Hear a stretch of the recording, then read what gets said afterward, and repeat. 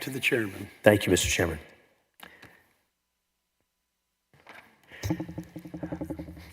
We'll open up invited testimony on Senate Bill 689, and the chair calls Dr. Tabia Lee.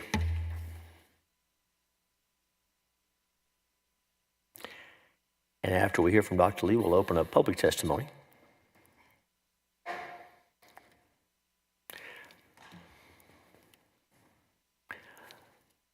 Dr. Lee, welcome. Get settled in there, and when you're ready, introduce yourself and give us your testimony. Thanks for coming. Thank you. Good afternoon.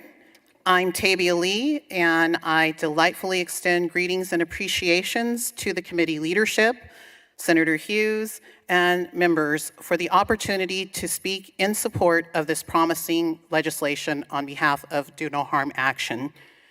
As a lifelong educator, senior fellow for Do No Harm, and a co-founder of Free Black Thought, I am someone who has both witnessed and been directly impacted by toxic DEI policies that up until now have been allowed to dominate unchecked in the lives of civil servants, students, and teachers alike.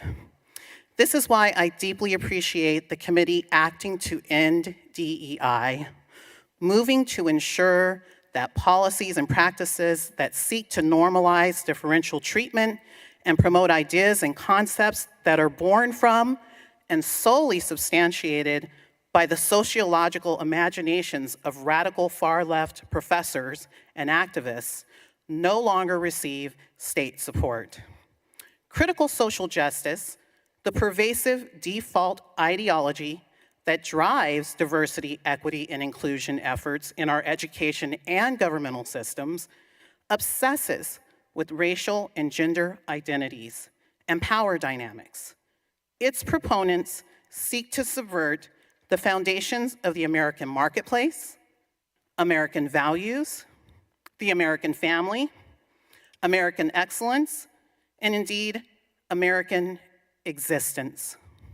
It is an ideology that pushes the tenets of critical race theory, gender identity, and anti-Zionism in our federal and state governments and throughout K-12 and higher education systems nationwide. The toxic critical social justice ideology driving DEI in the Lone Star State continues the work outlined in the strike demands of California's radical liberated ethnic studies activists from the 1960s. The Manhattan Institute, Heritage Foundation, and other organizations have produced reports outlining the detrimental outcomes of DEI throughout the American system. Thank you for proposing this legislation to take the steps needed to ensure that public funds are not being used to normalize preferential treatment and discrimination. Because critical social justice ideologies have successfully infected nearly every governmental entity, a systemic approach is necessary to remove it from our government entities root to stem, with frequent checkups to ensure that the invasive weed does not return to choke out critical thinking, freedom, and agency of all subjected to it. Critical social justice ideology, DEI, promotes a core unquestionable belief in invisible systems of power and privilege based on identity, and its proponents seek to institutionalize differential treatment. The E in DEI stands for equity and requires adherence to profess and act on beliefs in constructs like implicit bias, microaggressions, white privilege, gender identity theory, neo-pronouns, and intersectionality in the pursuit of equality of outcomes.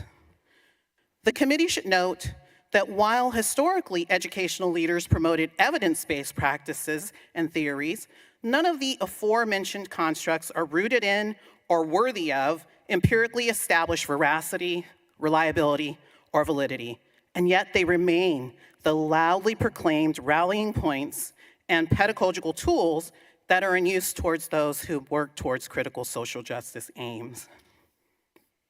When we see DEI policies enacted, intellectual diversity is hammered out, and progress pride flags, Black Lives Matter flags, Hamas flags, and other activist flags dominate learning environments with nary an American flag in sight.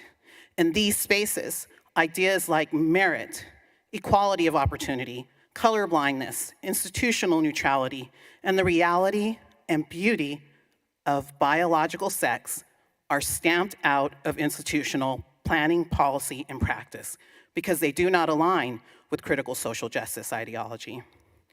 Critical social justice degrades the quality of life throughout American society. This is why I strongly support this legislation as it attempts to abolish DEI in state agencies and establish enforcement to restore integrity to Texas state agencies. We owe it to our government workers, our citizens, and our students, our future generations who count on our public schools to restore dignity by ending DEI across this land, focusing on education instead of indoctrination, elevating merit, and cultivating American pride, aspirations, and values. I'm happy to elaborate or support the committee moving forward. Thank you for your testimony. Thank you for being here.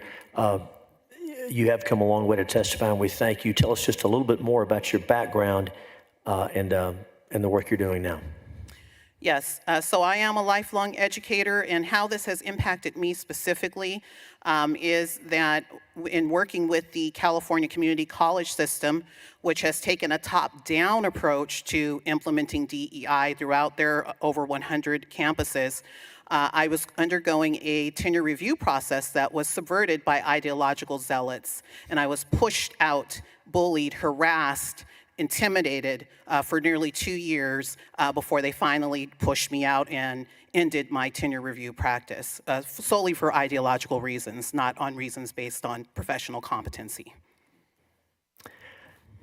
Thank you for sharing your testimony and using your skills and gifts to share this with us. Thank you. Senator Betancourt, you're recognized. Thank you, Mr. Chairman. Well, if you were pushed out of California, you're welcome in Texas. Thank you. With that type of testimony on Texas, on our Independence Day, that was extremely well thought out and also poignant. And I do have to, I was going to ask you about your toxic experience, but you just complained to the chairman. And yes, we don't want the weeds to come back either. So I thought the poetry was also succinct. So I'm really happy that you made the trip. And like I said, we're open for business in Texas. We're happy to, have you here in whatever capacity that you want to serve with. But thank you for coming. Thank you. Senators, any other questions? Dr. Lee, thank you for being here. Thank you very much. Thank you. We'll open